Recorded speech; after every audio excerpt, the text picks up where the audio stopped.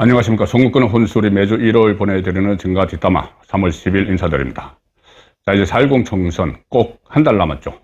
양쪽 민주당과 국민의힘과 민주당 양당의 공천도 마무리 단계에 접어들었습니다. 공천 비교는 언론에서 정확히 하고 있습니다.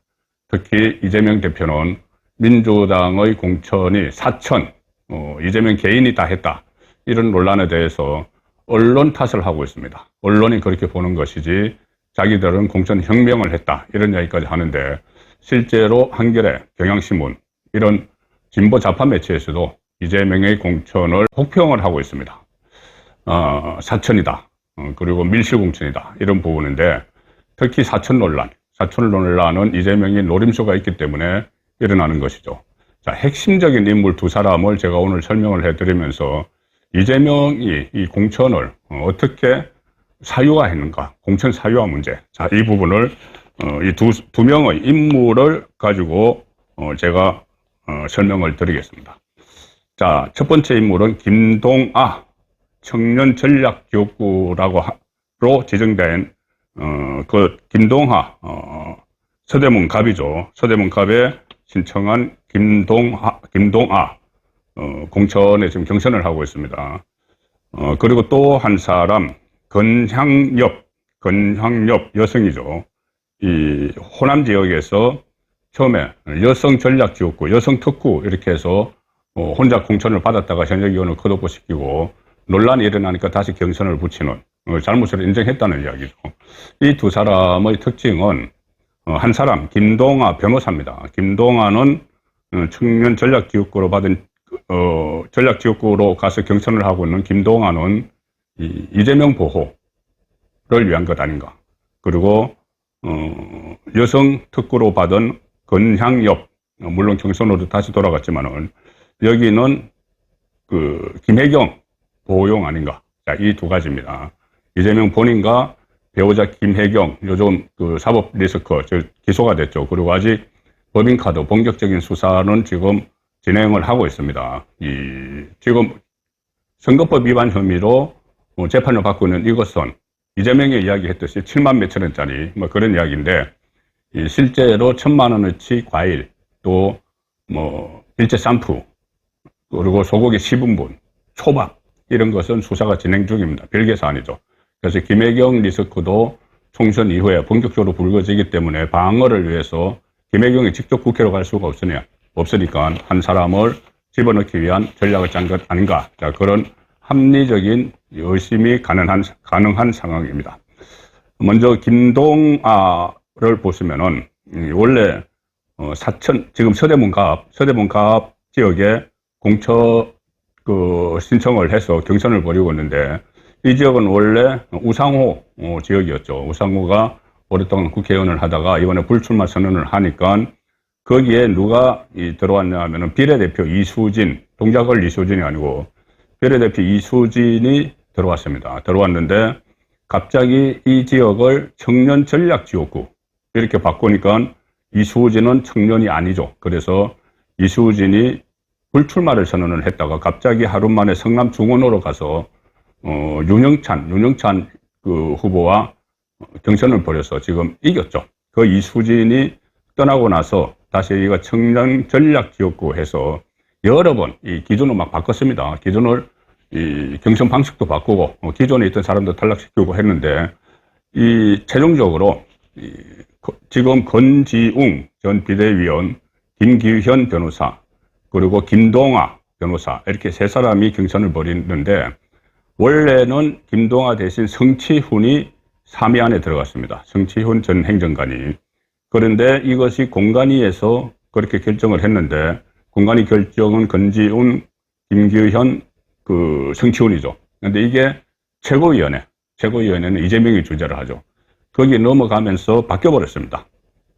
성치훈을 빼내고 그 자리에 김동아가 올라갔죠.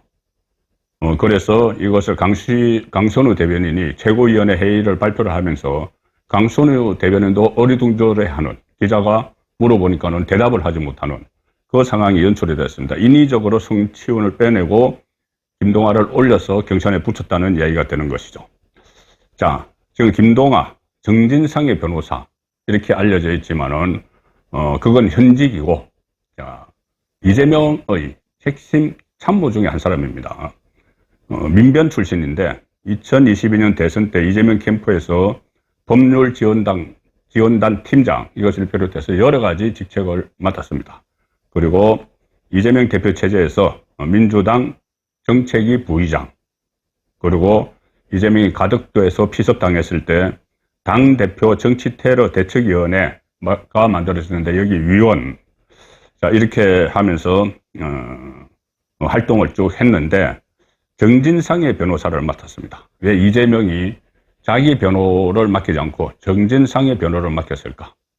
이 점에 주목을 하셔야 됩니다. 뭐냐면은 이 정진상은 지금 구속돼 있다가 보석 상태로 나와 있죠. 그런데 전자발찌를 차고 있습니다. 공범들과 연락을 하지 못하도록 제한을 해놨죠. 그래서 전화 거는 것도 안 되고 만나는 건 더욱 안 되고, 그래서 그때 법정에서 뭐 김동영 부장판사 허가를 받아서 이재명이 정진상을 한번 끌어안는 뭐 그런 그 퍼포먼스도 했죠. 자, 그 두 사람 사이에 공범, 여러 사건의 공범입니다. 뭐 대장동, 백현동, 뭐 전부 다 공범 관계인데 이 두 사람 사이에 서로 연락이 필요하겠죠. 연락이 필요하면 서로 전화도 못하고 하니까 유일하게 할 수 있는 방법은 중간에 매개체를 한 명 세우는 방법입니다. 중간에서 왔다 갔다 메신저를, 그 메신저 역할을 하기에 적합한 사람은 변호사죠. 왜냐하면은 정진상이 구속돼 있을 때도 가서 변호사 접견 형식으로 하면은 자유롭게 이야기를 할 수 있죠. 그러면 정진상과 나눈 이야기, 정진상이 이재명에게 전해달라는 이야기, 이걸 이 김동완 변호사가 다 듣고 와서 할 수가 있습니다. 그리고 이재명에게 그 이야기를 해주고 이재명이 또 정진상에게 할 이야기, 입맞춤 하는 거죠. 이런 이야기도 전해줄 수가 있죠. 그래서 두 사람은 메신저 역할을 하는 사람이 바로 이 김동아다.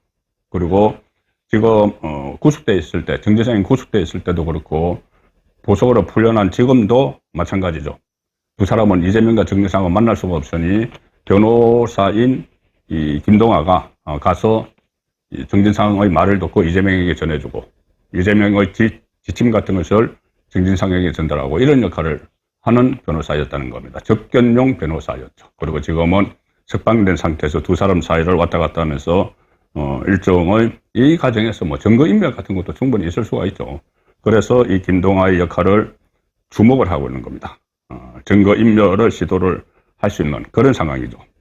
그래서 여기에 대한 보온, 은혜를 갚는 보온 차원에서 김동아를 배지를 달게 지금 만들어주고 있다. 지금 여러 명, 이재명의 변호사들이 여러 명 지금 배지를 달려고 하고 있죠.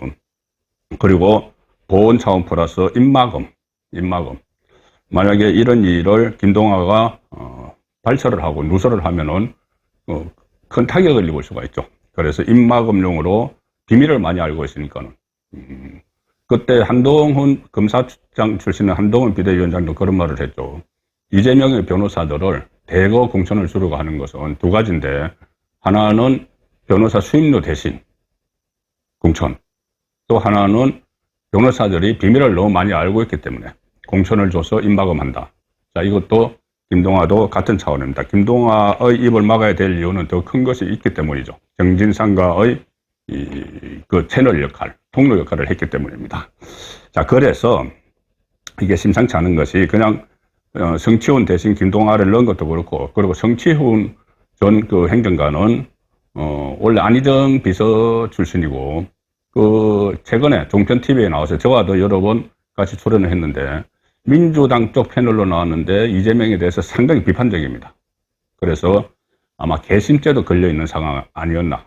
개심죄도 걸려있는데 이 김동아를 제치고 이 본인 경선에 오르니까 아예 끌어내리고 김동아를 대체했다. 이렇게 볼 수도, 그런 측면도 있는 겁니다.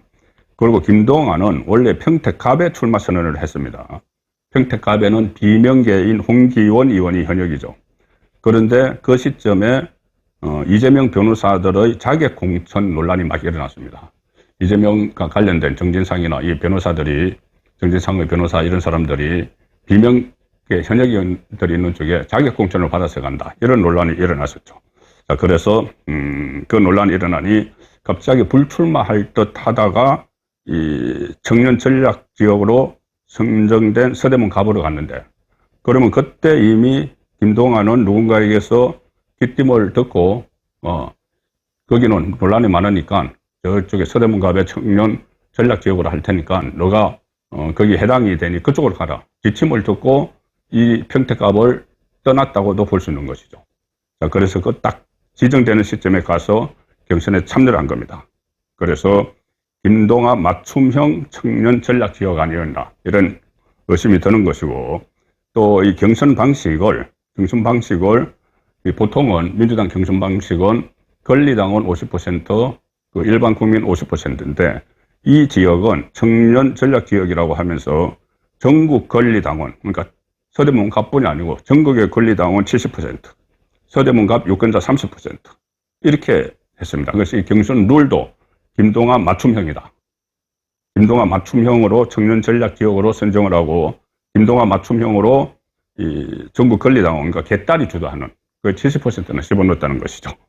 자, 그래서 성치훈에 대한 개심죄, 그리고 김동완에 대한 보온 플러스 입막음 공천이 이루어지고 있는 것이 서대문 갑이다.